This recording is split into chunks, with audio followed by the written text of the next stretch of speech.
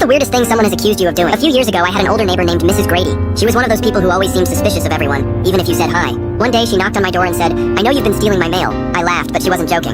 Mrs. Grady claimed she'd noticed important documents going missing and said she saw me near her mailbox one afternoon. I told her I wasn't stealing anything and suggested she check her security cameras. "I already did," she said.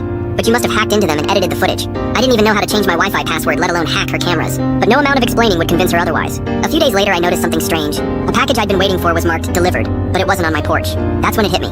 Mrs. Grady wasn't just accusing me, she was stealing my mail as revenge. I started keeping an eye on her, and sure enough, I caught her walking back to her house holding one of my packages. I confronted her, but she doubled down.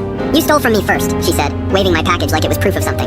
At that point, I'd had enough. I called the cops, explained the situation, and even showed them footage from my doorbell camera of her swiping my mail. Mrs. Grady was furious when the cops showed up, insisting it was all a misunderstanding. The cops didn't buy it. She got fined and had to return everything she'd taken, including my package, which, by the way, was just a box of socks. Looking back, the whole thing was so ridiculous that it's almost funny. Mrs. Grady moved out a few months later, and the entire neighborhood was happy to hear